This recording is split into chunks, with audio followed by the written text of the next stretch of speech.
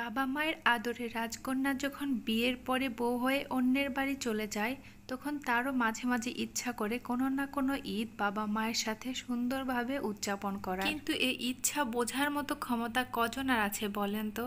আর এই ইচ্ছা কিংবা আশাটা কি শুধু মেয়ের মনে থাকে? মেয়ের বাবা মার মনেও কিন্তু থাকে।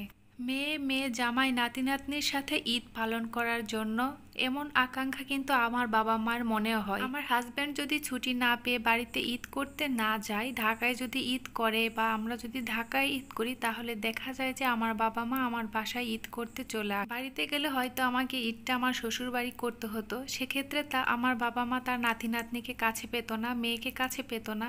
আর যেহেতু ঢাকায় আছি, তো সেই সুযোগ তো কষ্ট হলেও মিস করা যায় না, তাই না? অনেক কষ্ট করে অনেক বাধা বিপত্তি পার করে আমার বাবা মা মাত্র কয়েকদিনের জন্য আসে আমাদের সাথে ঈদ করার জন্য, এবং বাবা মা আমাদের সাথেই কুরবানি দেয় আলহামদুলিল্লাহ। আমার যদি অন্য আরও ভাই বোন থাকতো, তাহলে হয়তো বা আমার বাবা মা আমার বাসায় এসে ঈদ করতে পারতেন না। আলহামদুলিল্লাহ, শামচেসির বাবা প্রতিবারই কুরবানি ঈদে চেষ্টা করে কুরবানি দেওয়ার, কিন্তু তারপরেও আমার বাবা মা দূরে কুরবানি দিয়ে সেই কুরবানির মাংসটা খেতে পারেন না আমাদেরকে ছাড়া। তার জন্য যত কষ্টই হোক, কয়েকদিনের জন্য আমাদের কাছে এসে আমাদের সাথে আমার বাবা মাও কুরবানি দেয়, এবং মাত্র 2-3 দিন থেকেই আমাকে সেই কুরবানির মাংসগুলো সব দিয়ে আমার বাবা মা চলে যান তাদের বাড়িতে।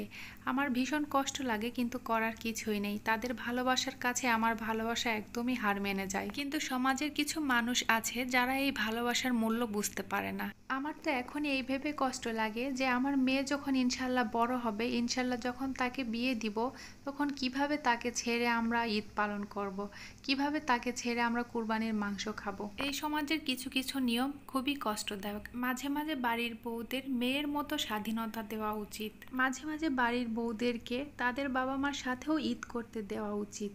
আলহামদুলিল্লাহ, এবার আমি আমার বাবা মার সাথে ঈদ করেছি।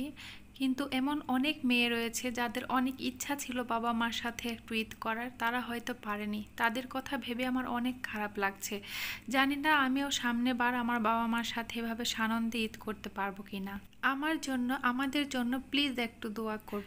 আমার মতো যেসব বাড়ির বউ রয়েছে, তারা যেন চাইলেই পারে তাদের বাবা মার সাথে ঈদ করতে। শুধু কি বাবা মা, শ্বশুর শাশুড়ি, হাজবেন্ড, সন্তান সন্ততি সবার সাথেই যেন সানন্দে ঈদ করতে পারে। কিন্তু এমন কোনো ঈদ যেন কোনো মেয়ের কপালে না আসে যে ঈদে তার বাবা মা চায় যে মেয়ের সাথে একটা মুহূর্ত কাটানোর, কিংবা মেয়ে চায় বাবা মার সাথে একটা মুহূর্ত কাটানোর, কিন্তু পরিবেশ পরিস্থিতির কারণে সেটা সম্ভব হয় না। আল্লাহ যেন আমাদের সবার জীবন সহজ এবং সুন্দর করে দেন। মাত্র কিছুক্ষণ আগে আমার বাবা এসেছেন আমাদের সাথে ঈদ করার জন্য আলহামদুলিল্লাহ। তো বাবা মা এবং সন্তানদেরকে বাসায় রেখে আমি আর আপনাদের ভাইয়া এসেছিলাম একটু বাজার করার জন্য, কিন্তু শপে এসে দেখি সব বন্ধ হয়ে গিয়েছে। তো আগামীকালের জন্য কিছু কিছু জিনিসপত্র অর্ডার দিয়ে রেখে আবার বাসায় চলে আসলাম। বাসার নিচে যখন নেমেছিলাম বাজারে যাওয়ার জন্য, তখনই দেখলাম যে আমাদের কুরবানির গরুটা কিনে এনেছে আলহামদুলিল্লাহ। আজকের ভিডিওটি এ পর্যন্তই। সবাই ভালো থাকবেন। আল্লাহ হাফেজ। আসসালামু আলাইকুম।